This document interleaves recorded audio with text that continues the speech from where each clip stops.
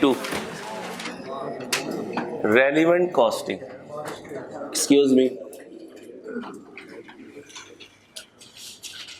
Relevant costing.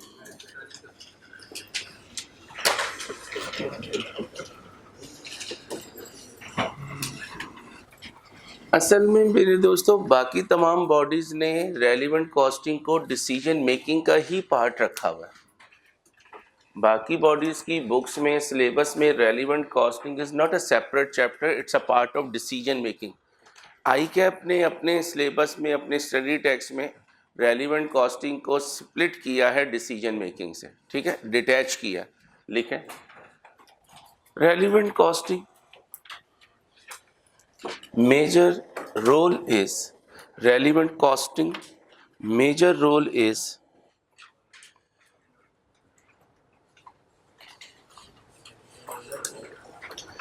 relevant costing major role is in decision making.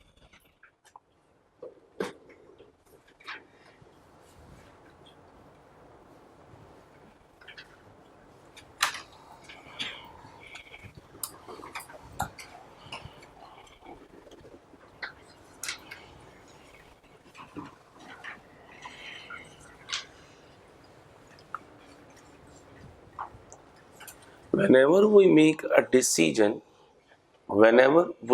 a decision,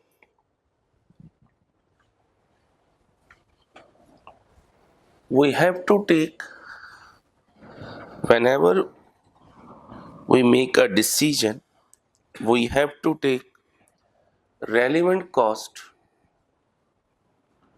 we have to take relevant cost in our consideration.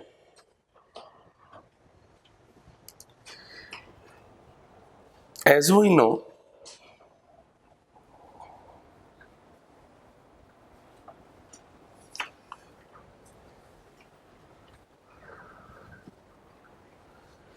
there are five types of costs. As we know, there are there are six types of cost incurred in factory. There are six types of cost incurred in factory. Descending order में लिखें. Direct material, direct labor, direct expense, indirect material, indirect labor,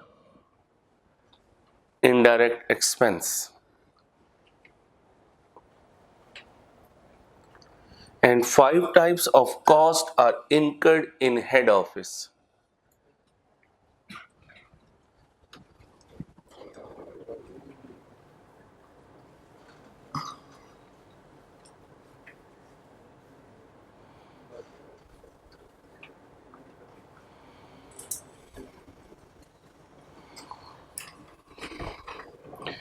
And five types of costs are incurred in head office.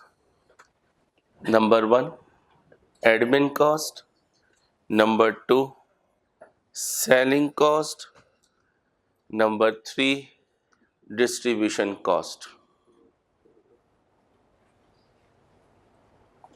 Number four, finance cost. Number five, research and development cost. Research and development cost.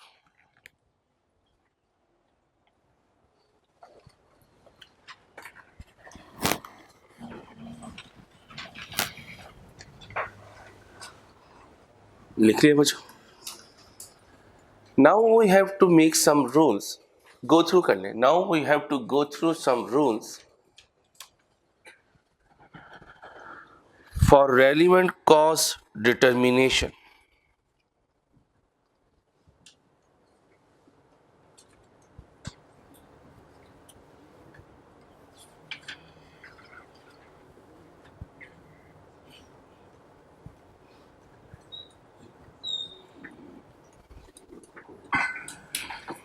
Heading बनाएं. relevant cost of direct material, relevant cost of direct material. Books open कीजिए please.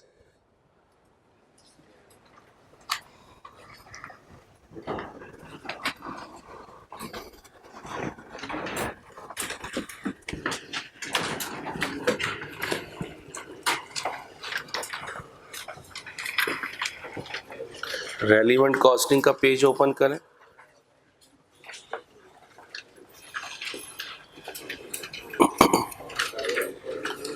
Page number 549.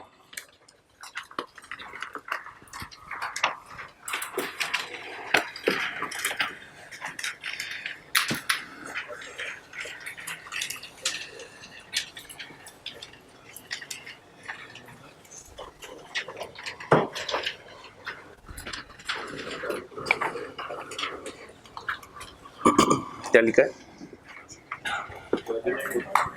Direct raw material page number जी 549. 549 जरा देखें क्या लिखा हुआ. Relevant cost of material. पहले इस फ्लो चार्ट को आप रीड कीजिए, फिर मैं समझाऊंगा. फ्लो चार्ट रीड कीजिए, फिर मैं आपके साथ डिस्कस करूंगा.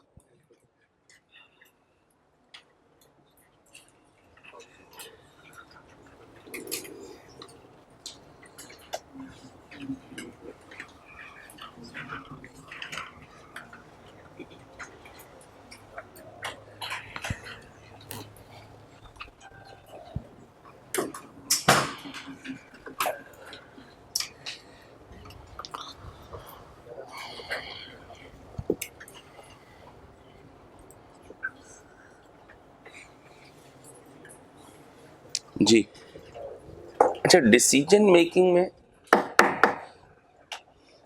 रोज मैं आपको आइडेंटिफाई करता हूँ. कभी कोई फीमेल आपके साथ होती है, कभी कोई होती है. अब मैं आपको फाइन करूंगा या फिर मैं आपको पनिश करूंगा, ठीक है. रेलिवेंट कॉस्टिंग में आपने ये नहीं देखना कि प्रैक्टिकली कॉस्ट इनकर हो रही है या नहीं. आपने ये देखना है कि इस कॉस्ट का थीम क्या है. इंट्रो में आपने देखा जब हमने कॉस्ट को, एक्सपेंस को डिफाइन करते हैं तो सैलरीज होती है, रेंट होता है, इंश्योरेंस होती है.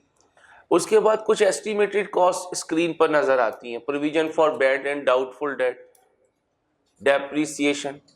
फिर कुछ नॉन कैश एक्सपेंसेस नजर आते हैं, डिस्काउंट अलाउड, बैड डेट. यानी पिक्चर चेंज होती जाती है. अभी तक कॉस्ट का जो नेचर या जो बिहेवियर, जो थीम आपके जहन में है, डिसीजन मेकिंग करते हुए इसमें एक ट्विस्ट आएगा. लगेगा आपको ऐसे ही, सर कॉस्ट तो इनकर नहीं हो रही, आप डिसीजन मेकिंग में कह रहे हैं कि कॉस्ट इनकर होगी. तो थोड़ा सा आपने ना अपना व्यू चेंज करना है. ध्यान से सुनना है मैं क्या कह रहा हूं.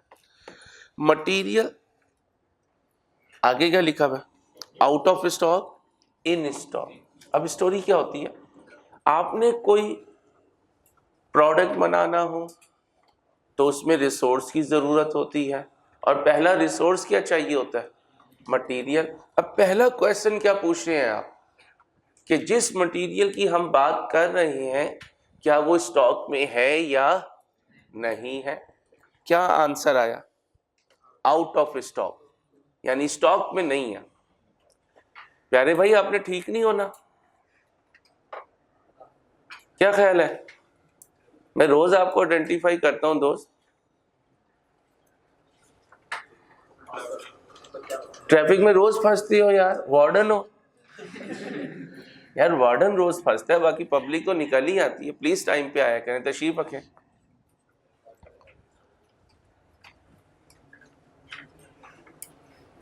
अब मैं ये नहीं कह सकता आप टाइम पे आए या लेट आए, हमें आपसे प्यार है. क्रिकेट टीम के लिए तो आपने कह दिया तुम जीतो या हारो हमें तुमसे प्यार है. क्या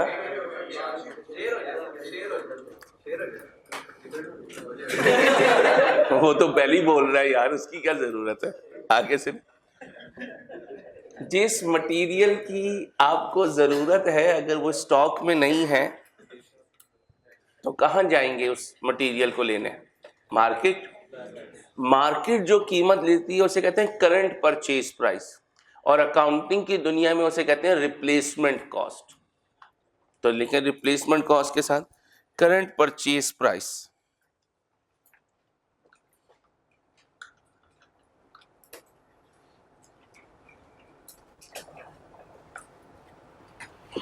क्या लिखा?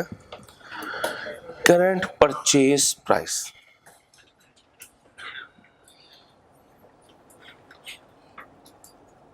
तो रिप्लेसमेंट को सी कहते हैं भाई। रिप्लेसमेंट कॉस्ट का आसान नाम क्या है? Current purchase price. अब इस बात को पहले रियल लाइफ में देखते हैं। इन स्टॉक का मतलब हमारे पास पहले से मौजूद है भाई, ऐसी ही है। अब होता क्या है, घर में अब्बा जी कोई आइटम लेकर आए, मसलन सेल लगी हुई थी जे डॉट पे, वो आपके लिए 5-7 सूट ले आए। प्लीज जरा समझ लें, मजाक बाद में कर लेंगे, ठीक है? टॉपिक टेक्निकल है। कुछ लोगों को हर मेरे जुमले में ना आमद होती है, तो अगर मैं उनकी आमद सुनता रहूंगा फिर मैं पढ़ा नहीं सकूंगा। तो काइंडली थोड़ा सा ना वो अपने आप को कंट्रोल किया करें, प्लीज, रिक्वेस्ट है। अब्बा जी कुछ सूट लेकर आए और आपने कहा लो यार अब तो रोज एक नया सूट बदलेंगे। यार प्लीज पढ़ाने दीजिए, मैं फिर डांटूंगा, ठीक है? दोस्ती को उस वक्त तक यूज करना जब तक वो हमारे लिए प्रॉब्लम ना क्रिएट करे। ये हाई जाए ना, जरा अपने अंदर रखे। अब ना हो 1.5 घंटे वरना मैं आपको क्लास से निकाल दूंगा, आई मीन इट। आपने कहा कि रोज एक सूट बदलते हैं। अब आपने रोज एक सूट लिया और चेंज करना शुरू कर दिया, दोस्तों के साथ निकल गए। अम्मा जी ने कहा कि यही क्या कर रहे हो, इतना खर्चा? तो आपने कहा खर्चे की क्या बात, ये तो पहले से पड़े हुए हैं।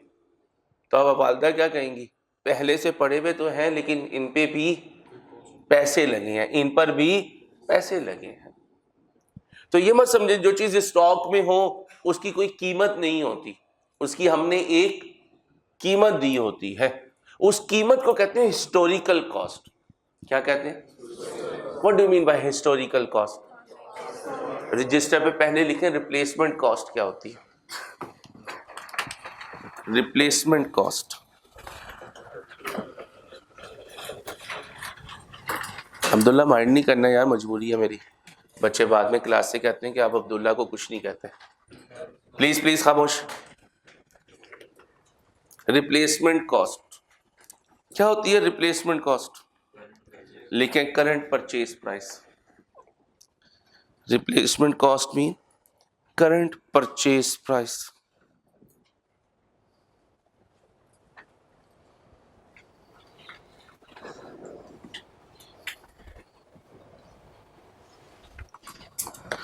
अब लिखें हिस्टोरिकल कॉस्ट क्या होती है? Cost paid in past. Past में जो आपने कीमत दी है उसे क्या कहते हैं? बोले, हिस्टोरिकल कॉस्ट। हिस्टोरिकल वर्ड कहां से निकला है? हिस्ट्री से। History mean past, history mean past. पढ़ें क्या लिखा हुआ है। रिप्लेसमेंट कॉस्ट किसे कहते हैं और हिस्टोरिकल कॉस्ट। अब अगला क्वेश्चन, जिस मटेरियल की हम बात कर रहे हैं अगर वो स्टॉक में है तो फिर एक क्वेश्चन पूछेगा डिसीजन मेकर, जिसने डिसीजन लेना है, क्या उस मटेरियल का बिजनेस में रेगुलर यूज है या ऑब्सोल्यूट यूज है। ऑब्सोल्यूट यूज का मतलब रेयर यूज। कौन सा use? What do mean by rare use? कभी कभार यूज होना। और रेगुलर यूज रूटीन में यूज होना, डेली यूज होना। रेगुलर यूज के साथ स्लैश करके लिखें कंटिन्यूअस यूज। जैसे कह रहा हूं वैसे ही लिखें, रेगुलर यूज के साथ continuous use slash essential component. Essential component, ये वो वर्ड्स बोल रहा हूं जो एग्जामिनर यूज करता है बच्चों। क्या लिखा है? Essential components necessary for the business. Business के लिए नेसेसरी है, इसके बगैर गुजारा नहीं होगा।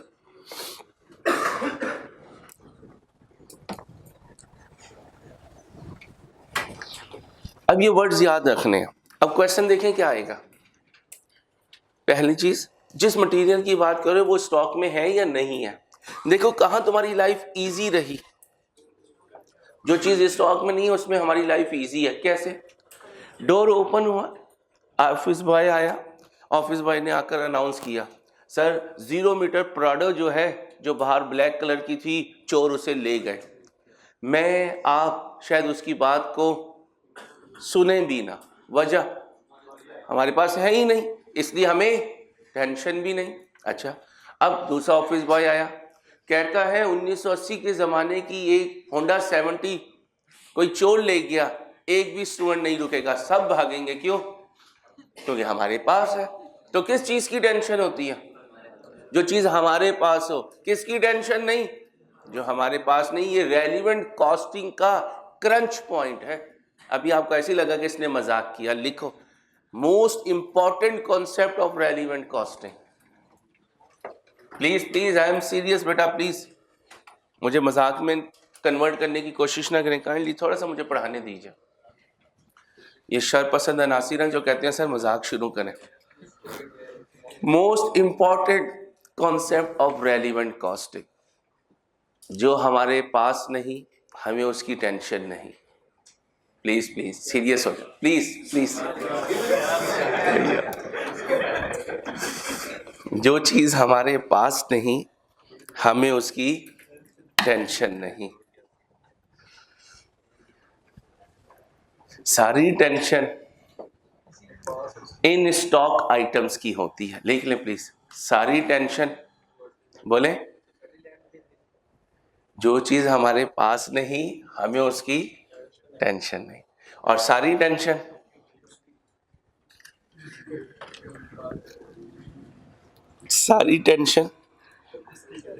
इन स्टॉक आइटम्स की होती है। प्लीज यार, रिक्वेस्ट है आपसे, सारी टेंशन किसकी होती है? इन स्टॉक आइटम्स की। इसलिए देखें, आउट ऑफ स्टॉक वाला फ्लो चार्ट 1 सेकंड में कंक्लूड हो गया। नहीं है चीज तो कहां जाऊंगा? मार्केट मुझसे क्या चार्ज करेगी? करंट परचेज प्राइस, जिसे अकाउंटिंग की दुनिया में। अब देखें दूसरी तरफ का फ्लो चार्ट एक्सपेंड होता जा रहा है। जैसे ही आंसर आया इन स्टॉक, अगला क्वेश्चन क्या है?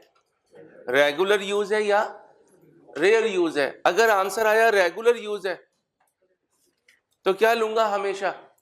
Current purchase price. लिखें, रिप्लेसमेंट कॉस्ट का मतलब करंट परचेज प्राइस। दोबारा लिखने, रिप्लेसमेंट कॉस्ट के साथ दोबारा लिखना, current purchase price, market purchase price.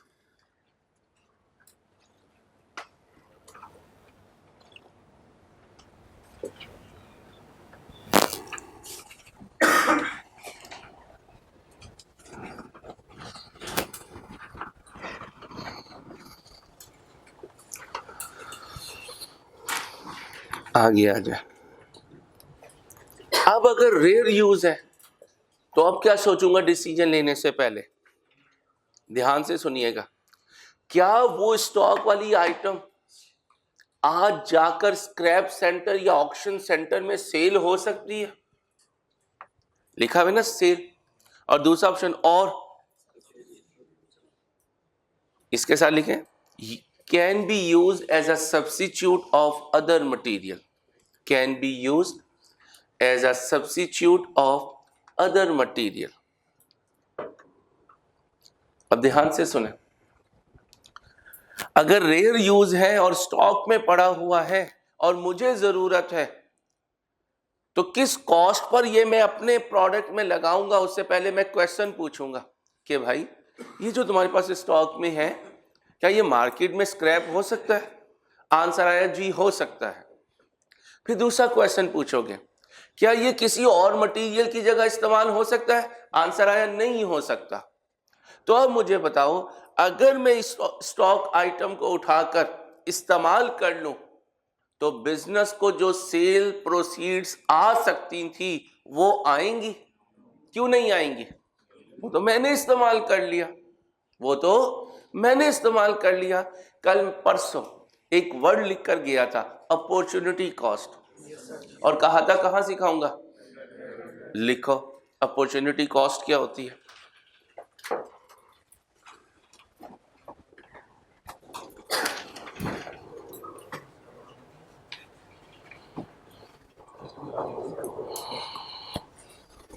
क्या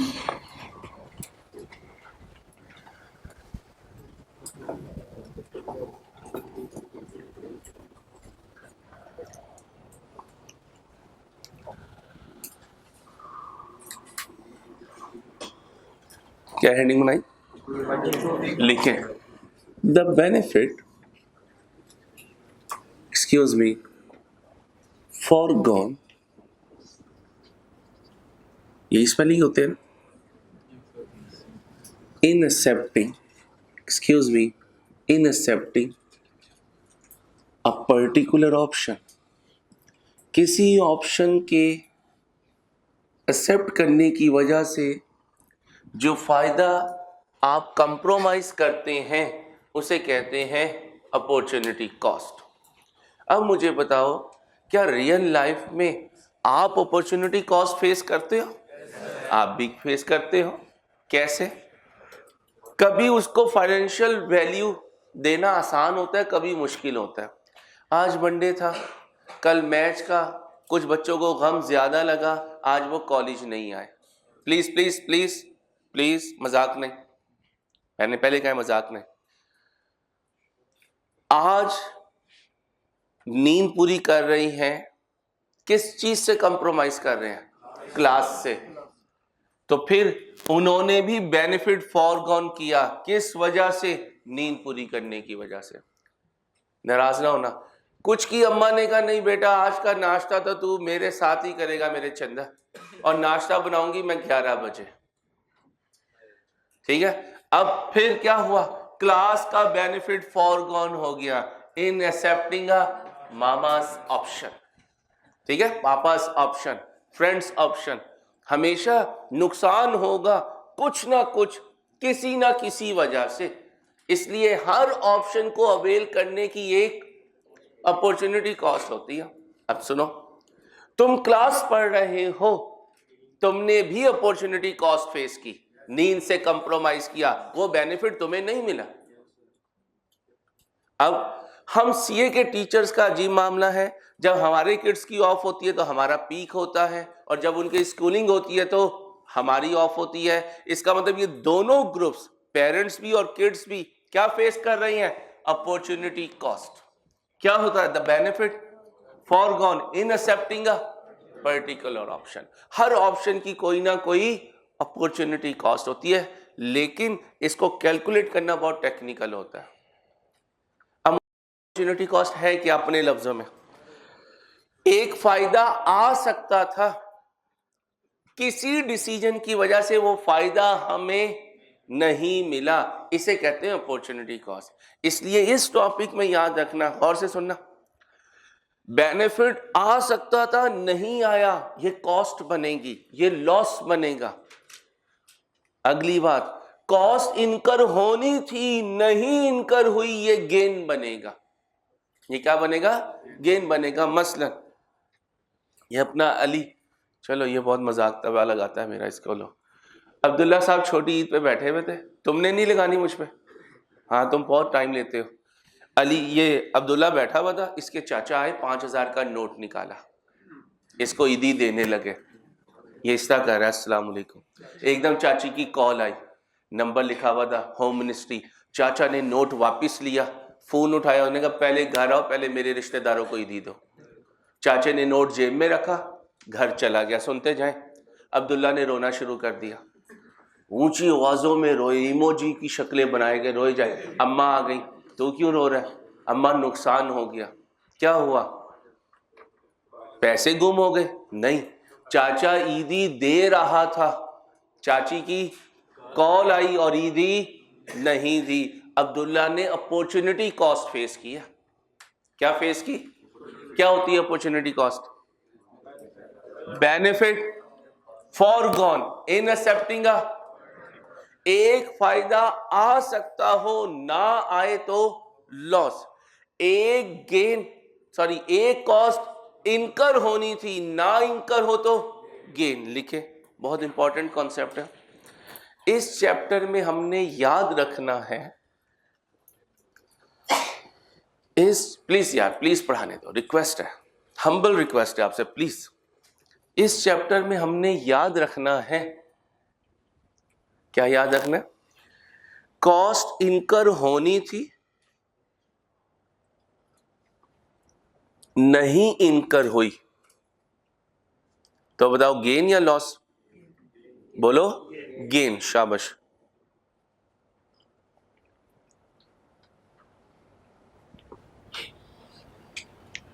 आगे लिखो, बेनिफिट आना था, क्या लिखा? बेनिफिट आना था, नहीं आया, अब बताओ क्या होगा? लॉस। कॉस्ट इनकर होनी थी, नहीं इनकर हुई।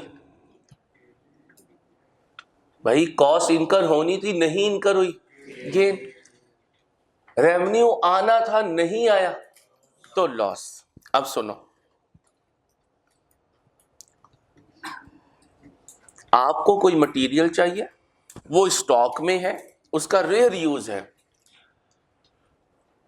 आप उसे अपने प्रोडक्ट के लिए लेकर जा रहे हो, बिजनेस से पूछते हो कि भाई कहीं ये बिक तो नहीं सकता था? बिजनेस कहते हैं हाँ सेल हो सकता था। वो जो सेल हो सकता था, वो जिसकी रिकवरी वैल्यू आ सकती थी, तुम्हारे प्रोडक्ट की वजह से वो रिकवरी वैल्यू नहीं आई, तो बिजनेस ऐसी वैल्यू को क्या कहता है?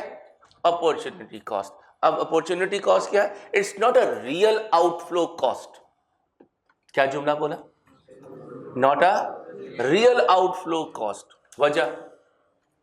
क्योंकि बेटा प्रैक्टिकली तो कैश तुम्हारे हाथ से गया ही नहीं, जो कैश तुम्हारी पॉकेट में आना था वो आया नहीं, और सर ने लिखवाया कोई बेनिफिट आना हो और ना आए तो लॉस, और इस लॉस का नाम अपॉर्चुनिटी कॉस्ट। अब पहले तो मैंने अदर यूज या सब्स्टिट्यूट यूज को कहा कि नहीं है। अब सुने,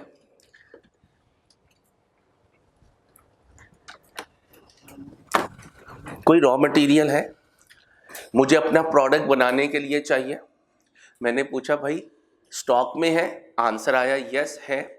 भाई रेगुलर यूज है, रेयर यूज है? जनाब रेयर यूज है।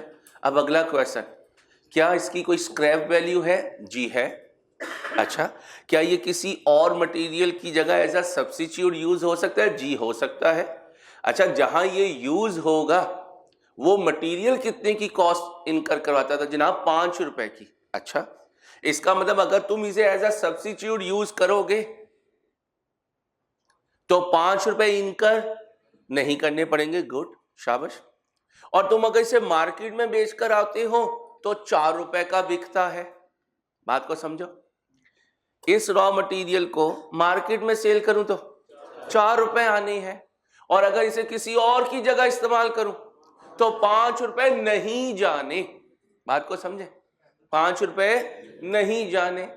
4 रुपए आ जाएं तो ये भी बेनिफिट, और जाने वाले 5 ना जाएं तो ये भी बेनिफिट, लेकिन दोनों बेनिफिट की पिक्चर डिफरेंट है। दोबारा सुनो बच्चों, दोबारा सुनो प्लीज, पूरे पेपर में यूज होने इस सब्जेक्ट, इस चैप्टर ने। बाहर बेचने जाऊं तो 4 रुपए का बिक जाएगा, इन हाउस किसी और मटेरियल की जगह इसे इस्तेमाल कर दूं तो 5 नहीं जाएंगे। और अभी सर ने लिखवाया एक रकम ने जाना हो ना जाए तो गेन। भाई गेन, अब ये दोनों गेन है, दोनों की शक्लें मुख्तलिफ हैं।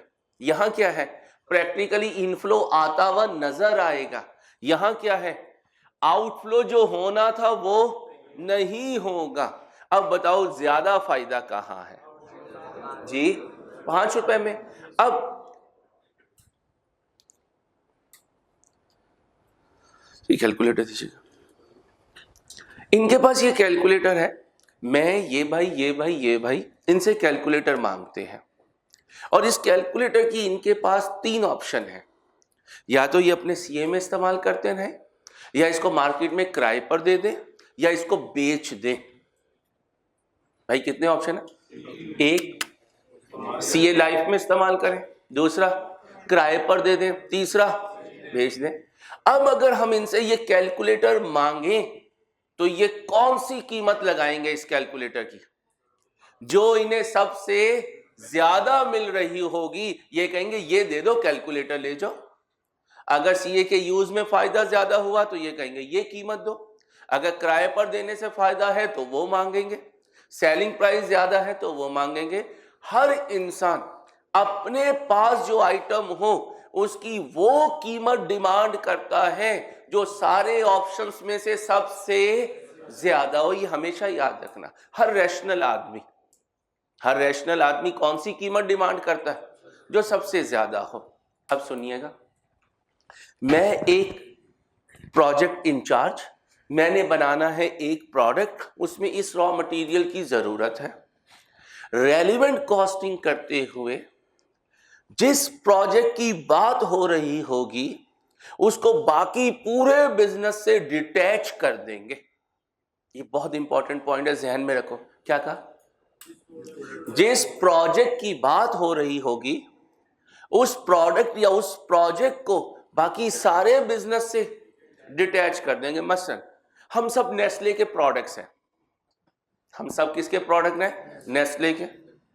या हम हर प्रोडक्ट के प्रोडक्ट इंचार्ज हैं।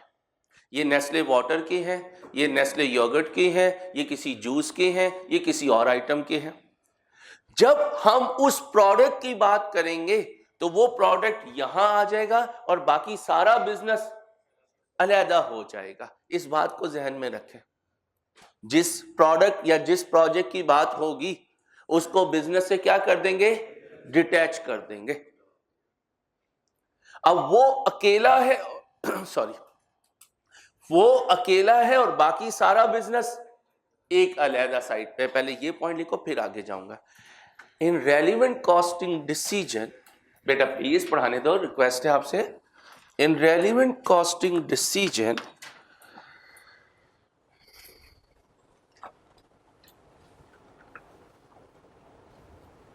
the under considered product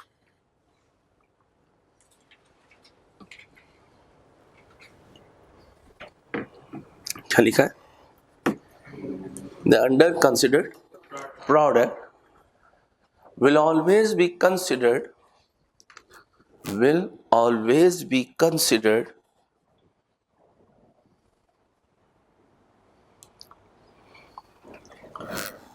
in isolation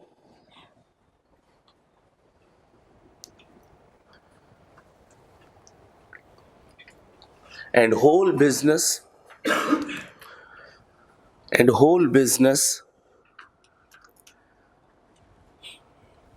will be considered separately। कैसे? अगर हम एज अ होल देखें तो हम एक क्लास है बेटा, भाई एक क्लास है। मैंने अली को रेलिवेंट कॉस्टिंग के पॉइंट ऑफ व्यू से सिलेक्ट किया। अब अली इधर आ जाएगा और बाकी सारी क्लास सेपरेट हो जाएगी। अब अली के दो जुमले सुनिएगा। अली मीन कोई प्रोडक्ट, बल्कि ये डस्टर ले लें। डस्टर एक प्रोडक्ट है, ठीक है, डस्टर एक प्रोडक्ट है। अब डस्टर क्या कहेगा? जब तुमने मुझे बिजनेस से डिटैच कर दिया तो एक जुमला मेरा भी सुन लो। मेरी वजह से अगर कॉस्ट इनकर हुई तो मुझे चार्ज कर देना, और अगर मेरी वजह से बिजनेस को कोई सेविंग मिली तो उसका क्रेडिट भी मुझे देना। दोबारा सुनो, इस डस्टर प्रोडक्ट की वजह से अगर बिजनेस को कोई नुकसान हुआ तो कौन बर्दाश्त करेगा? डस्टर। और अगर इस डस्टर प्रोडक्ट की वजह से बिजनेस को कोई सेविंग हुई तो वो सेविंग का क्रेडिट भी किसे मिलेगा? इसी प्रोडक्ट डस्टर को। लिखें, if we take example of a whiteboard duster, if we take an example of whiteboard duster, if we take an example of whiteboard duster, then in this chapter remember two rules। परेशानी होना भी, मैं practically ये सारी चीजें आपको question में करवाऊंगा, नॉट अ बिग इशू। लेकिन जैसे समझा रहा हूं वैसे याद रखना। क्या लिखा? And in this chapter remember 2 points. Remember 2 points. अब हमारे प्रोडक्ट का नाम क्या है? डस्टर। पहला पॉइंट, प्रोडक्ट डस्टर की वजह से अगर कोई नुकसान हुआ, रोमन में लिखे या उर्दू में लिखे, not in English, product duster की वजह से बिजनेस को अगर कोई नुकसान हुआ,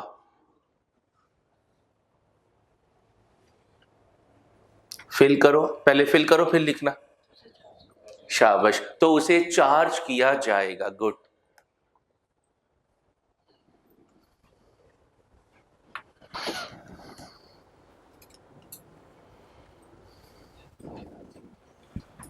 अगला जुमला,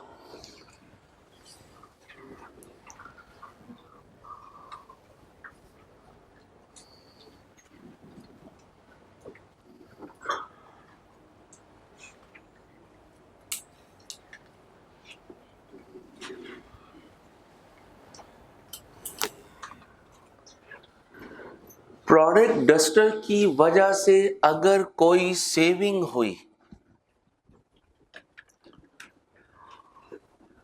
प्रोडक्ट डस्टर की वजह से अगर कोई सेविंग हुई, करो फिल, तो उसका क्रेडिट भी प्रोडक्ट डस्टर को दिया जाएगा।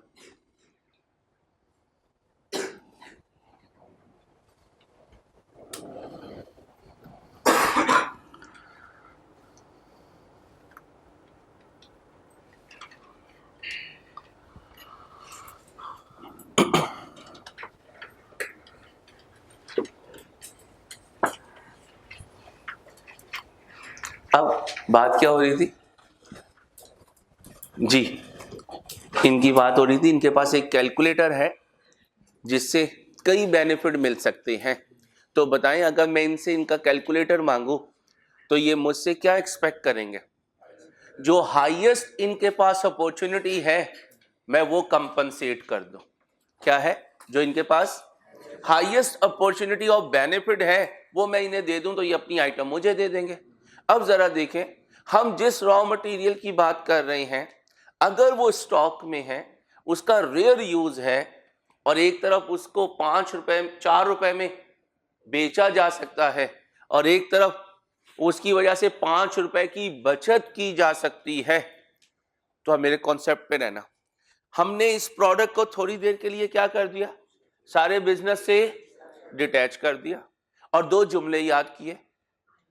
इस प्रोडक्ट के बनाने की वजह से अगर बिजनेस को कोई नुकसान हुआ तो नुकसान इसे चार्ज किया जाएगा। अब जरा बिजनेस पे आ जाओ। इस रॉ मटेरियल ने जिस प्रोडक्ट में इस्तेमाल होना है, उस रॉ मटेरियल के लिए बिजनेस के पास कितनी अपॉर्चुनिटीज हैं? 2 या 4 रुपए ले ले मार्केट से या 5 की बचत कर ले। कितने ऑप्शन है बिजनेस के पास? 2। अब बिजनेस के हिसाब से सोचो, जब मैं बिजनेस से कहूंगा ये रॉ मटेरियल मुझे दे दो, तो इसके पास 2 ऑप्शन है बेनिफिट के। ये दोनों में से मुझसे क्या मांगेगा? विच एवर इज, नोट्स में देखो, विच एवर इज हायर। सुनते जाओ सुनते जाओ। अब ये कहेगा अंसारी मुझे 5 रुपए दे दो, मुझे 5 रुपए दे दो। मैंने कहा मेरे पास तो कोई पैसे नहीं है। कहता नो प्रॉब्लम, जो फायदा मुझे आना था नहीं आया, मैं वो फायदा इस प्रोडक्ट को चार्ज कर देता हूं, इस प्रोडक्ट को चार्ज कर देता हूं। तो रूल क्या बना? जिस प्रोडक्ट की बात करेंगे बाकी सारा बिजनेस उससे अलहदा। एक, इसकी वजह से बिजनेस को कोई नुकसान हुआ तो बिजनेस इसे चार्ज कर देगा। आगे चल के अगर इसकी वजह से बिजनेस को कोई सेविंग हुई, अब ये नहीं छोड़ेगा। क्या कहेगा? किधर सेविंग लेकर जा रहे हो? सेविंग मेरी वजह से हुई है तो उसका क्रेडिट भी मुझे दो। अब इतने पैरा, ये जो फ्लो चार्ट है इसको ध्यान में रखो। मैं एक क्वेश्चन की तरफ जा रहा हूं। अभी मैं सिर्फ उसमें से कितना पोर्शन आपके साथ डिस्कस करूंगा? Direct material. कितना? Direct material. प्लीज बातें नहीं, थोड़ा सा पढ़ाने दें, फिर मिलके बातें करेंगे प्लीज। 552 552 प्लीज, टाइम कम है प्लीज। 552 टॉप पे देखें क्या लिखा हुआ है प्लीज, टॉप पे देखें क्या लिखा हुआ है please. Mister Ramlal has been asked to quote a price for a special contract. बेटा प्लीज, इतनी दफा प्लीज किया है यार, ऐसे ना करो ना आप। Mister Ramlal has been asked to quote a price for a special contract. What do you mean by quote a price? Selling price. याद रखिएगा, कोई सप्लायर प्राइस कोट करे तो वो सेलिंग प्राइस कोट करता है। स्पेशल कॉन्ट्रैक्ट को अंडरलाइन करें, इसको वन ऑफ कॉन्ट्रैक्ट भी कहते हैं। क्या कहते हैं? डबल एफ के साथ है, one off contract. Please please, he has already prepared his tender but has asked you to review it for him and wants to quote a, underline करें, मिनिमम प्राइस। अब बताओ मिनिमम प्राइस में profit कितना होता है? याद देखिएगा, zero profit हो तो मिनिमम प्राइस होती है, क्योंकि इससे कम प्राइस पॉसिबल ही नहीं होती। देखिए, मिनिमम प्राइस में प्रॉफिट जीरो होता है। मिनिमम प्राइस में बोले, वो बोले तो सही यार, प्रॉफिट कितना होता है? अब सुने, इसने जो टेंडर बनाया उसमें मटेरियल ए कितना चाहिए? 2000 केजी। किस रेट पर, कितना बना? लेकिन he is not a chartered accountant. अब वो आपसे एक्सपेक्ट कर रहा है, बीइंग अ चार्टर्ड अकाउंटेंट आप इसको रिव्यू करें। करोगे? अब जब रिव्यू करोगे तो दो चीजें होंगी, एक उसकी मिस्टेक पकड़ोगे और फिर उसको रेक्टिफाई भी करोगे। हेलो, क्या करोगे? मिस्टेक आइडेंटिफाई करोगे और फिर उसको रेक्टिफाई भी करोगे। अब आ जाओ other information. Material A, 1000 kgs of this material is in stock at a cost of ₹5 per kg। पहले तो ये बताओ, ये 5 पर kg क्या है? शाबाश, हिस्टोरिकल कॉस्ट। ये बच्ची ने सही आंसर दिया। क्यों? स्टॉक में है। जो चीज स्टॉक में है वो पास्ट में खरीदी, और पास्ट में जो कीमत दी वो हिस्टोरिकल कॉस्ट। ध्यान से सुनना बेटा प्लीज। स्टॉक में कितना है, ऊपर जाके देखें चाहिए कितना। स्टॉक में कितना नहीं है भाई, कितना नहीं है? 1000 नहीं है। मेरे साथ रहना, आपको टोटल कितना चाहिए? अभी कॉपी ना करना बच्चों प्लीज, समझ आ जाए फिर जितने मर्जी क्वेश्चन करते रहे, नो इशू। उसी फ्लो चार्ट पे जा रहा हूं। नॉट इन स्टॉक कितना? 1000। इन स्टॉक कितना? 1000। ये दोनों बराबर होते हैं ना हमेशा, ये तो इसकी वजह से बराबर हुए हैं बेटा। अब चलो, जो स्टॉक में नहीं है क्या चाहिए? रिप्लेसमेंट कॉस्ट ना बोला करें, क्योंकि ना आप इससे कंफ्यूज जाएंगे। आप ये लिखें, बोले ये लिखें वो करंट परचेज प्राइस। सुनते जाइएगा please. Mister Ramlal has no alternative use for his material. इस वाले केस में होगा, क्योंकि इसके लिए तो पॉसिबल ही नहीं है भाई। यूज वो चीज करेंगे जो हमारे पास है, और ये तो हमारे पास है ही नहीं। अब नॉट इन स्टॉक का मतलब, मार्केट जाऊंगा, इन स्टॉक में पूछूंगा क्या रेगुलर यूज है या रेयर यूज है। रेयर यूज में फिर दो चीजें पूछूंगा, सेल हो सकता है या नहीं। कितने का सेल हो सकता है? ₹, सेलिंग प्राइस ₹2 पर kg। आगे सुने। However, if he sold any, he would have to pay a fixed sum of 300 to cover delivery cost. ऊपर देखें, mister Ramlal has no alternative use, इसको अंडरलाइन करें। रेयर यूज का मतलब नो ऑल्टरनेटिव यूज। अब कोई सब्स्टिट्यूट ऑप्शन है? नहीं है, ये नहीं है। अब मुझे बताएं, कहीं क्वेश्चन में लिखा हुआ रेगुलर यूज है, कहीं लिखा हुआ है कंटिन्यूअस यूज है? कुछ भी नहीं है, ये नहीं है। अब ये बोर्ड क्या कह रहा है, इन दोनों में से हायर, और ये तो बताया ही नहीं कि सब्स्टिट्यूट के तौर पे यूज हो सकता। अब बताएं, अगर 1000 kg मैं अपने प्रोडक्ट बनाने के लिए ले जाऊं तो बिजनेस को कितना नुकसान होगा? 1000 ज़रब 2 भाई, 1000 ज़रब 2 2000, लेकिन ये 2000 लेने के लिए कितने देने थे? नेट नुकसान जी 1700। अब ध्यान से सुनिएगा सॉरी, 1700 रुपए आ सकते थे, आएंगे? नहीं आएंगे। किसकी वजह से नहीं आएंगे? इस प्रोडक्ट की वजह से। तो बेनिफिट आ सकता था, नहीं आया, तो जिसकी वजह से नहीं आया ये नुकसान भी वो ही बर्दाश्त करेगा।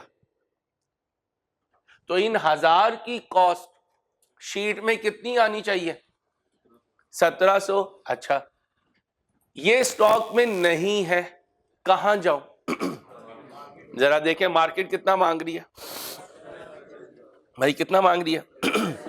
10 पर kg कर दे मल्टीप्लाई, 1000 ज़रब 10 कितना बना? टोटल कितने चाहिए? इनमें से कुछ की कॉस्ट 10,000, कुछ की कॉस्ट 1700, टोटल करें 11,700। ये पॉइंट था। अब दोबारा क्वेश्चन पढ़ें, फ्लो चार्ट सामने रखें, सॉल्यूशन सामने रखें, फिर मुझे बताएं। 2 मिनट दे रहा हूं, पहले सोचें।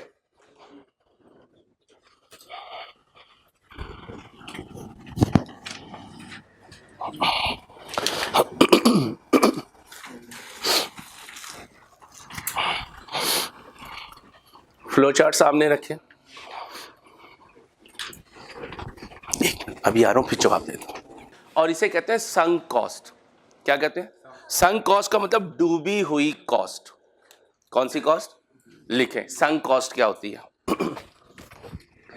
SUNK, sunk cost. यार हम केचप भी नहीं खाते, फिर हमारा गला खराब हो जाता है। आप माशाल्लाह दिन रात ठंडी बॉटल्स पीते हैं।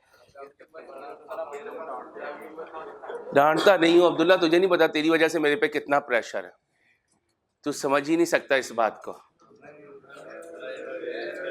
देखिए, इसके बारे में डिसीजन करने नहीं, अब्दुल्ला अपना पुराना स्टूडेंट है, वो समझता है कि स्टूडेंट्स को मनाना भी जरूरी है टीचर के लिए। सुने भाई, संक कॉस्ट क्या होती है? प्लीज प्लीज, अब वो खामोश बैठा तो तुम शुरू हो जाओ।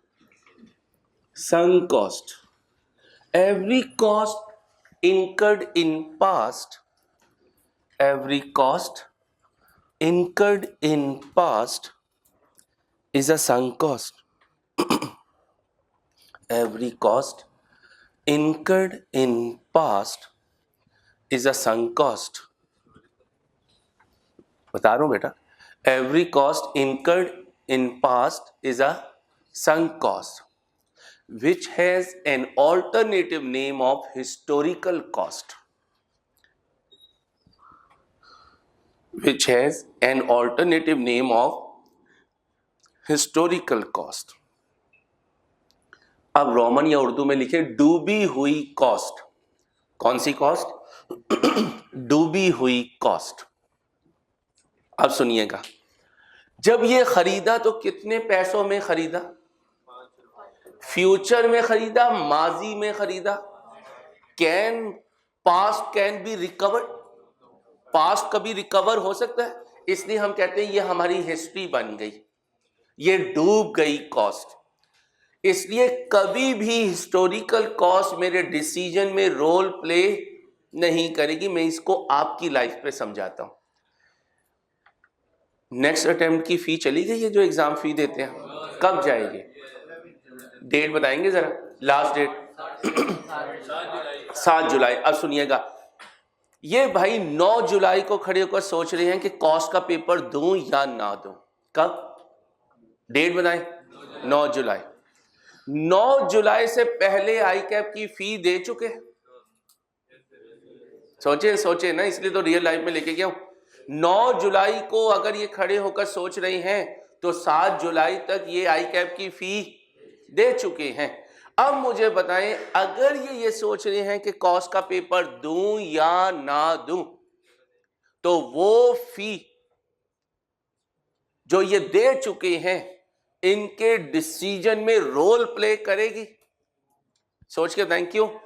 क्योंकि हिस्टोरिकल कॉस्ट बन गई, और historical cost can not be recovered, वो वापिस आ नहीं सकती। इसलिए जो भी डिसीजन ले रहे होंगे तो कभी माजी की इनकर हुई भी कॉस्ट इनके लिए कोई रोल प्ले नहीं करेगी। अब ये 2000 केजी कब खरीदे? माजी में, पास्ट में। भाई पास्ट में 2000 खरीदे? एक मिनट, शाबाश, 1000 तो है ही नहीं, इसका मतलब ये खरीदे थे। अब देखें, पूरे मेरे डिसीजन में वो हिस्टोरिकल कॉस्ट कहीं नजर आ रही है? क्यों नहीं नजर आ रही? वो हिस्ट्री है, और हिस्ट्री कभी मेरे डिसीजन पर रोल प्ले नहीं करेगी, नेवर एवर। आज खड़े होकर मेरे पास कितने ऑप्शन हैं? एक ही ऑप्शन है। क्या? मार्केट में जाऊं और 2 रुपए का बेच दूं। जैसे अक्सर हमारे पास कोई पुरानी कार होती है 70s में, दादा साहब के जमाने की। अब दादा जानी क्या कह रहे हैं, मैंने उस वक्त 1 लाख की खरीदी थी, और आप कह रहे हो दादा जानी आज तो स्क्रैप वाले इसके 500 रुपए भी नहीं दे रहे हैं। अब बताओ, डिसीजन जो दादा ने कीमत पे की उसकी हिसाब से लूं, या जो आज रियलिटी है उसके हिसाब से लूं? जो आज रियलिटी है। तो याद रखना, पास्ट की कॉस्ट कभी कंसिडर नहीं होती। हाँ, इस तरह कह सकते हैं, पास्ट में जो 5 रुपए इनकर किए थे, आज वो मुझे कितना दिलवा सकते हैं? 2 रुपए, ये कह सकते हो जी। वो 10 भी तो मिल रहा है। कौन सा? 2000 के दिन आए जी। इसमें 1000 तो वो पुरानी। हाँ, ये पुरानी की बात करूँ ना, नए का तो मसला ही कोई नहीं बेटा। सेल करें तो 2 मिलेंगे जी। अगर इसे मैन्युफैक्चर में यूज करें तो 10 मिलेंगे। 10 का मिलेंगे? 5 का हमें आया था, तो 10 का हम लेयरिंग से जो 1000 में लिए। नहीं, ये तो आज खरीदने जा रहा हूँ, आज खरीदने जा रहा हूँ। आज खरीदूंगा तो कितने का मिलेगा? 10 रुपए का। ये स्टॉक में नहीं है। मैं और आप मार्केट चले गए, हमने कहा बेटा प्लीज 1000 केजी दे दो। वो हमसे कितने पैसे मांगेगा? 10 रुपए के हिसाब से। तो मैं उसे कितने देकर आऊंगा? ये आएंगे नहीं, ये मुझे देने हैं, ये कॉस्ट है। एक मिनट बेटा, एक को क्लियर होने दे। ये ना समझे ये पैसे आने हैं, ये पैसे जाने हैं। कितने जाने हैं? 10,000। ठीक है, ये तो प्रैक्टिकली आउटफ्लो हो जाएगा।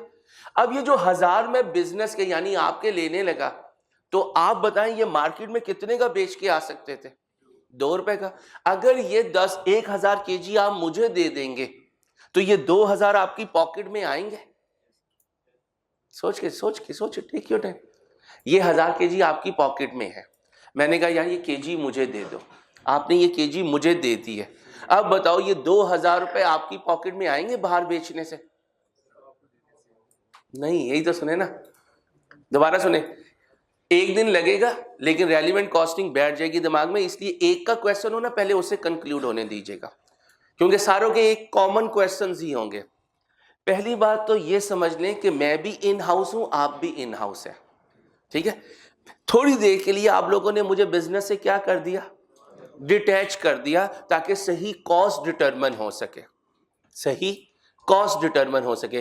तो आप भी बिजनेस के प्रोजेक्ट्स, मैं भी बिजनेस का प्रोजेक्ट, लेकिन कॉस्ट डिटर्मिनेशन के लिए मेरे और आपके दरमियान एक हर्डल आ गया, एक बैरियर आ गया। ठीक है, अब आप बिजनेस है, मैं आपको प्रोजेक्ट नहीं कहूंगा, आप सब मिलके क्या है? बिजनेस। मैं उसी बिजनेस का एक सेगमेंट हूं। सब सुनते रहिएगा, सबके कॉमन प्रॉब्लम है, क्योंकि शुरू का पहला दिन हो तो सबकी प्रॉब्लम सेम होती है। मैं बिजनेस का एक सेगमेंट हूं, थोड़ी देर के लिए पूरा बिजनेस अलहदा और मैं अलहदा। मुझे बनाना है ये प्रोडक्ट, इसमें कितने केजी चाहिए? 2000, ठीक है। अब मैंने आपसे पूछा बिजनेस 2000 केजी चाहिए, बिजनेस ने कहा 1000 स्टॉक में नहीं है। मैंने बिजनेस को कहा लाओ पैसे दो। बिजनेस मुझे कितने पैसे दे के मैं बाजार से खरीद लाऊं? 10 रुपए। भाई 10 रुपए कितने? 10,000। अब बिजनेस कहेगा मिस्टर अंसारी तुम्हारे प्रोजेक्ट के लिए 10,000 देने पड़ेंगे, ये 10,000 हम तुम्हें चार्ज करेंगे। यहां तक सबको ओके है? इस पे कोई पॉइंट है तो पहले पूछें। अब मैं इधर आने लगा, मैंने कहा यार वो 1000 केजी भी दे दो, इनकी पॉकेट में वो 1000 केजी है, उनकी आप लोगों की पॉकेट में कितना केजी है? आप कौन? गुड, आप कौन? बिजनेस। मैं कौन? Project segment. आप कौन? मैं कौन? सेगमेंट। कॉस्ट किसकी डिटरमिन कर रहे हैं? सेगमेंट की। बिजनेस ने ये पैसे किसके लिए देने हैं? ये सेगमेंट के लिए, तो चार्ज भी किसे होंगे? सेगमेंट को। ठीक, अब यहां पे आ जाए, अब आपको समझ आ जाएगी। ये स्टॉक किसके पास है? जितना पूछो उतना जवाब देना। किसके पास है? इसका कौन सा यूज है? रेयर यूज है। अब बिजनेस का कोई रिप्रेजेंटेटिव, यही भाई बैग में 1000 केजी डाल के कहां जा रहे थे? मार्केट जा रहे थे। क्या करने? सेल करने। किस हिसाब से? 2 रुपए के हिसाब से। कितने पैसे आते? 2000। और वो जो पिकअप करवानी थी उसका कितना किराया जाता? 300। नेट पॉकेट में कितने आते? कितने आते? 1700। कब आते? अगर ये मार्केट में सेल हो जाए। अब ये गेट पर पहुंचे, मैं इन्हें नजर आया, हाँ भैया अंसारी किधर जा रहे हो?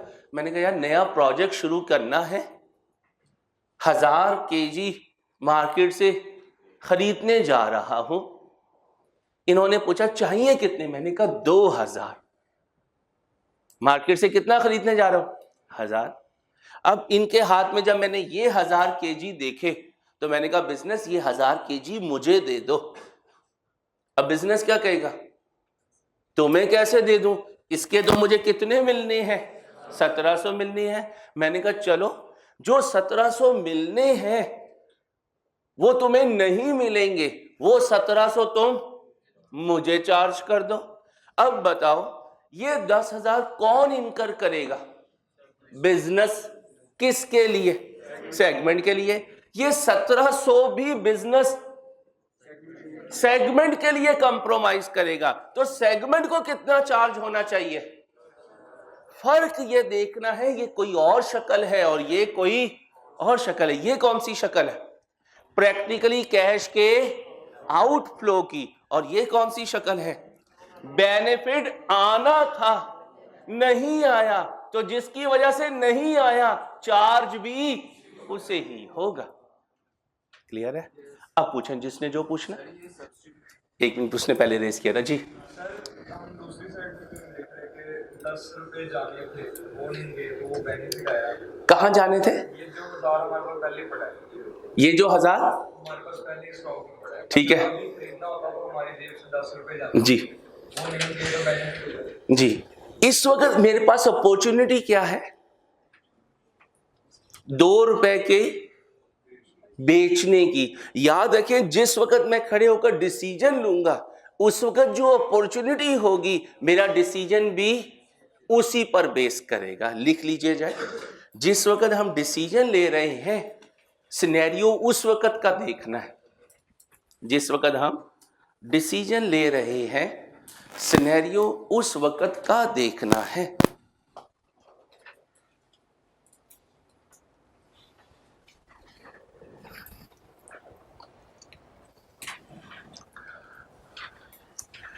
और आप जो वर्ड बोल रहे हैं उसे भी जरा करेक्ट कर लीजिएगा।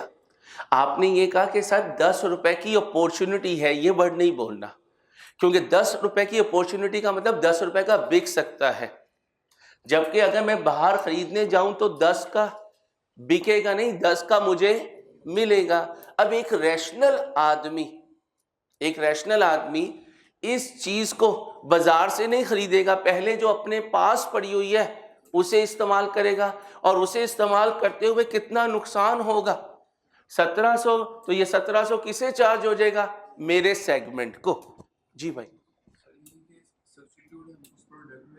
सब्स्टिट्यूट आगे आ जाएगा। नहीं, सब्स्टिट्यूट का मतलब क्या है? सब्स्टिट्यूट का मतलब है कि ये एक मटेरियल ए था और किसी पी की जगह इस्तेमाल हो सकता है। किसकी जगह? और देखें अभी क्वेश्चन में ऐसी कोई बात नहीं आई, मटेरियल बी या सी के लिए आ जाएगी। तो ये सब्स्टिट्यूट वाला पॉइंट थोड़ा सा पेंडिंग रख लें, जब आएगा तो दोनों को कंपेयर भी करूंगा। नहीं, ये ए मुझे चाहिए और स्टॉक में पड़ा हुआ है, और किसी प्रोडक्ट सी के लिए ये पी चाहिए था, ठीक है, ये पी चाहिए था। अब पी की जगह वो कहता है कि मुझे क्या दे दो, ए दे दो। इसे कहते हैं सब्स्टिट्यूट के तौर पे यूज होना। एक रॉ मटेरियल किसी दूसरे रॉ मटेरियल की जगह इस्तेमाल हो, उसे कहते हैं सब्स्टिट्यूट के लिए इस्तेमाल होना। इस ए को मेरे प्रोडक्ट का इंग्रेडिएंट कहेंगे। क्या कहेंगे? इंग्रेडिएंट। अब जरा बी देखें, सॉल्यूशन बाद में देखते हैं, बी देखें जरा जी। अभी आ जाएगा, रेगुलर है नहीं इसमें, वो तो हो सकता है ना, मटेरियल एक किसी प्रोडक्ट नहीं हो सकता है तो सुने भाई, ये भी समझ लें, रेयर यूज और रेगुलर यूज का मतलब क्या है। रेगुलर यूज का मतलब है ए इतना कॉमन रॉ मटेरियल है, इन्हें भी चाहिए, इन्हें भी, इन्हें भी, इन्हें भी, इन्हें भी, सबको चाहिए, इसे कहते हैं रेगुलर यूज। हर एक की जरूरत होना, फिर ए रेगुलर यूज में होता। और बी में देखिएगा वर्ड लिखा हुआ आएगा कि ये रेगुलर यूज में है। 2 मिनट अपना क्वेश्चन पेंडिंग कर लें, कंफ्यूजन दूर हो जाती है। जरा बी पर आए, ऊपर कितने केजी चाहिए, किस रेट पर। अब जरा नीचे आ जाए, कहता है मटेरियल बी कहां है, स्टॉक में है, कितना, कितना, सारा भाई, सारा 1000 केजी। कितने में खरीदा था, 18 में। ये 18 क्या है, पास्ट में खरीदा था 18 रुपए का, ठीक है। आगे आओ, आज खरीदने जाऊं तो 15 रुपए का मिलेगा। अब नीचे पढ़ो, मटीरियल इज, इसको अंडरलाइन कर लो। अब बताओ इसका दूसरा नाम, रेगुलर यूज। अब जरा बी के लिए देखना सिनेरियो, कितना चाहिए भाई, कितना चाहिए, 1000। स्टॉक में कितना है, स्टॉक में भी 1000 है। अब मुझे बताओ नॉट इन स्टॉक में कितना लिखो भाई, नॉट इन स्टॉक में, नॉट इन स्टॉक नील चाहिए कितना। अब बताओ स्टॉक में कितना है, इन स्टॉक 1000 केजी। बेटा प्लीज बातें नहीं, क्या क्वेश्चन पूछूंगा अगला, रेगुलर यूज या रेयर यूज, बताओ क्या है, ये है, आपको क्लियर हो रहा है, ये आ गया। अब बताओ इसका रूल क्या है, फ्लो चार्ट में जाके देखो, करंट परचेज प्राइस, उसका रेट 15। अब बताओ कॉस्ट कितनी बनेगी, 1000 जरा 15 इक्वल टू 15,000। एक दो क्वेश्चन करके आपकी भी ग्रिप बन जाएगी इंशाल्लाह।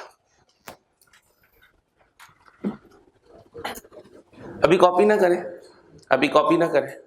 अब जरा कॉपी इसलिए नहीं करवा रहा हूं कि ये सारी चीजें स्क्रीन पे जरा रहने दें, ताकि हर ऑप्शन का फर्क हमें नजर आना शुरू हो जाए और फ्लो चार्ट से हमारा कॉन्सेप्ट इससे मैच होना शुरू हो जाए। सी देखिए प्लीज, ऊपर देखें कितना चाहिए, किस रेट पर इसने लिखा। अब नीचे पढ़ते हैं, the total amount in stock of 5000 kgs was bought for।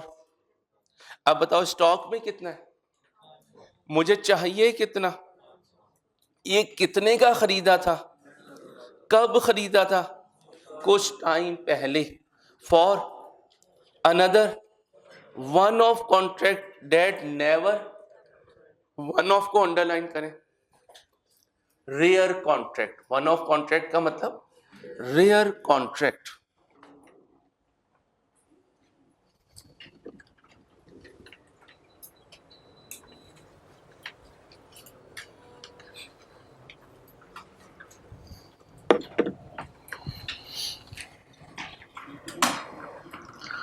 अब ध्यान से सुनिएगा, चाहिए कितना और स्टॉक में कितना है जी, स्टॉक में भी 500 है।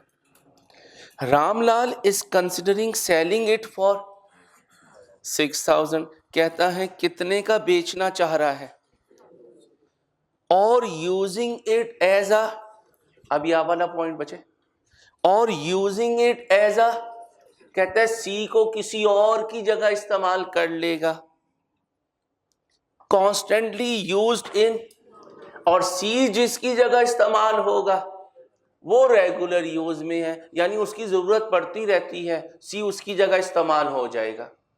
अब मुझे बताएं स्टॉक में कितना, मुझे कितना चाहिए 500, नॉट इन स्टॉक भाई, not in stock nil, in stock जी, वो बोले तो सही 500। सेलिंग प्राइस कितने की बिक सकता है भाई, कितने का बिक सकता है 6000 इन टोटल, यानी पर केजी नहीं, टोटल कितने आ सकते हैं 6000, या एज अ सब्स्टिट्यूट यूज कर लो फॉर अनदर मटेरियल, जिसकी जगह यूज करना है, अगर ये उसकी जगह यूज ना हो तो वो मार्केट से कितने का मिलता है, लिखा है if use in this latter manner it would save 8000 of the, यानी अगर अदर मटेरियल आया तो वो कितने का आएगा 8000 का, और अगर मैं इसको उसकी जगह इस्तेमाल कर लूं तो ये 8000 जाएंगे नहीं। अब समझे, बिजनेस के पास दो ऑप्शन, पॉकेट में कितने आ सकते हैं, जो पॉकेट से जाने हैं वो कितने रुक सकते हैं। अब मुझे बताओ, हर रैशनल आदमी अगर दो अपॉर्चुनिटी हो तो उनमें से कौन सी अवेल करना चाहता है, हायर की। इसका मतलब ये डेफिनेटली इधर जाता, आपने उससे मटेरियल मांग लिया कि मुझे दे दो, जैसे मैंने इनके कैलकुलेटर की एग्जांपल दी, तो बताओ ये मुझसे क्या मांगेंगे, लोएस्ट या हाईएस्ट। फायदा हो तो हर कोई कहता है मुझे हाईएस्ट कंपनसेट कर दो, आइटम ले जाओ, इसलिए रूल क्या है, विच एवर इज हायर, कितना लो 8000। आगे तो नहीं कोई लाइन है, करंट परचेज प्राइस उसका मुझसे ताल्लुक नहीं, क्योंकि मैं मार्केट जा ही नहीं रहा हूं, वो तो मैं इधर जाता तो फिर यूज होता। क्लियर है भाई, ये सी है। अब ए देखें क्या स्टोरी है, बी की क्या स्टोरी है, सी की क्या स्टोरी है, लास्ट अब मैं डी करूंगा, फिर आप कॉपी करेंगे। अब डी पढ़े क्या है,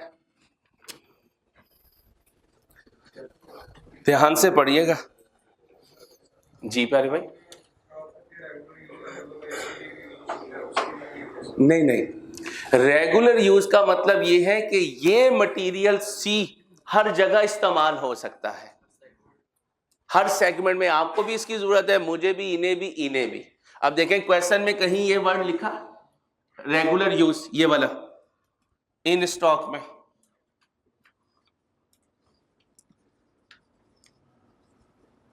नहीं लिखा, तो रेगुलर के लिए बताएगा, जब नहीं बताएगा तो क्या अज्यूम करूंगा, रेयर यूज लिख लें। If question is silent we will assume rare use, if question is silent जी, कौन, वो तो अदर रॉ मटेरियल है प्यारे भाई, पढ़े जरा इंग्लिश। और using it as a substitute for another raw material constantly used in तो ये कॉन्स्टेंटली जो है वो अदर रॉ मटेरियल के लिए, हमारे लिए नहीं है। जिसकी जगह इसने इस्तेमाल होना है वो कांस्टेंट यूज में है।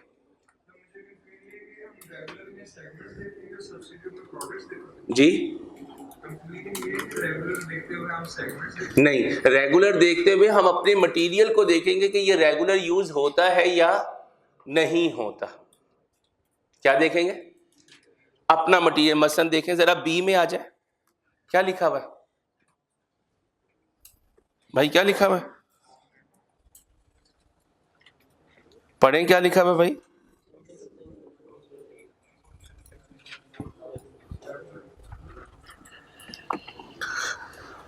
The material is constantly used. किसके साथ कांस्टेंट का वर्ड यूज किया? मटेरियल के साथ। किसके साथ यूज नहीं किया? सेगमेंट के साथ। तो सेगमेंट का रेगुलर से कोई ताल्लुक नहीं है, मटेरियल का ताल्लुक है यूज होता है या नहीं होता। अब डी पढ़िए। दो बातें हमने की थी, हमारी वजह से नुकसान हुआ तो हमें चार्ज होगा, और हमारी वजह से अगर कोई सेविंग हुई तो उसका क्रेडिट भी हमें मिलेगा। जरा करने की कोशिश करें। एक बार जहन में रखिएगा, स्टॉक में अगर 100 है और हमें 50 चाहिए, तो बाकी 50 हमारे हैं या बिजनेस के? उनको हम नहीं सोचेंगे, उन 50 को हम नहीं सोचेंगे। हमारा फोकस किस पे है? 50 पर। अब बीइंग पाकिस्तानी हमारी आदत है, जो हमारे पास है हम उसे नहीं सोचते, जो दूसरों के पास है हम उसे सोचते हैं, तो उसे हमने नहीं सोचा। Please please please please, not in stock. और भाई इन स्टॉक कहां है? स्टॉक में है। प्लीज यार, वो देखें 100 हाइड हो गया, जो हमारी जरूरत है वो स्क्रीन पर आ गई। अब आगे सुनिए। इट इज डेंजरस, कोई केमिकल है, and if not used in this contract, अगर इस कॉन्ट्रैक्ट में इस्तेमाल ना हुआ, पहले तो ये बताएं रेगुलर यूज है या रेयर यूज है? कैसे पता चला? साइलेंट है तो रेगुलर नहीं है। कौन सा यूज है? रेयर यूज है। अब रेयर यूज में दो चीजें चाहिए, या सेलिंग प्राइस होगी और सब्स्टिट्यूट दोनों होंगे, या कोई एक होगा। अब देखें, कोई सब्स्टिट्यूट यूज है? शाबाश, छोड़ दीजिए। अब ध्यान से सुने प्लीज। अली का खुद का जैकेट्स बनाने का बिजनेस है। प्लीज प्लीज ये जरा सेंसर कीजिएगा यार। अब ये केमिकल बारूद से जैकेट्स बनाता है। अब बारूद एक केमिकल है, अब डेंजरस है। ऑर्डर कैंसिल हो गया। ऑर्डर क्या हो गया? कैंसिल हो गया। गौर से सुनिएगा। इसने कुछ लोगों को बुलाया कि यार ये खरीद लो। उन्होंने कहा भाई हालात बड़े टाइट है, आप नहीं खरीद सकते। इसने किसी लोडर को बुलाया कि इसके उठाकर कहीं जंगल में फेंका हो। प्लीज यार, अब मुझे बताएं, ऐसे काम के लिए वो पार्टी से पैसे लेगी? कितने ले रही है? 50 पर। भाई 50 पर कितना है स्टॉक में? अगर मेरा प्रोजेक्ट ना होता तो ये 50 लीटर कोई जाकर डिस्पोज ऑफ करता, और हर लीटर के बदले हमें देता या हमसे लेता? हमसे लेता। कितने? ये मेरी कॉस्ट होती, ये मेरी कॉस्ट होती। इस प्रोजेक्ट ने कहा ये 50 लीटर मुझे दे दो, हमने उसको दे दिया और कहा फ्री में ले जाओ, फ्री में। कहता नहीं, इधर जब तुम्हें फायदा था और तुमने आइटम मुझे दी, तो उस फायदे का ना आना मुझे चार्ज किया। आज अगर मैं ना होता तो तुम्हें इतनी कॉस्ट इनकर करनी पड़ती। मेरी वजह से ये कॉस्ट इनकर नहीं हुई, तो अगर मेरी वजह से कॉस्ट इनकर नहीं हुई तो मेरी वजह से बिजनेस को फायदा हुआ, और ये फायदे का क्रेडिट भी मुझे मिलेगा। और ये कॉस्ट नहीं बल्कि कॉस्ट की सेविंग बन जाएगी। किसके लिए? सेगमेंट के लिए, प्रोडक्ट के लिए। तो रूल क्या है? मेरी वजह से नुकसान हो तो सेगमेंट को चार्ज होगा, और उसी सेगमेंट की वजह से कोई फायदा हो तो उसका क्रेडिट भी सेगमेंट को मिलेगा। इसमें कुछ पूछना हो तो पूछ ले। इस सब्जेक्ट के लिए अपने आप को रियल लाइफ में लेकर आए, बस एक ही रिक्वेस्ट है आपसे। ये बुकिश अप्रोच का सब्जेक्ट नहीं है बेटा। ओ भाई बच्चों सुन लो, सवाल सुन ले यार। तुम उधर बैग किसने कहा पैक करो? इधर आओ, बैग खोलो। साल इधर आ जाए आप, जरा बैग भी खोलें। इसको रिप्लेस ही करवा देना सवाद के साथ गिलगित को। इस पे कोई पॉइंट पूछना है तो पूछ लें। अब घर जाके क्या करना? ए रिवाइज करना, फिर बी, फिर सी और फिर डी। कल जिंदगी रही तो इंशाल्लाह यहीं से आगे चलेंगे।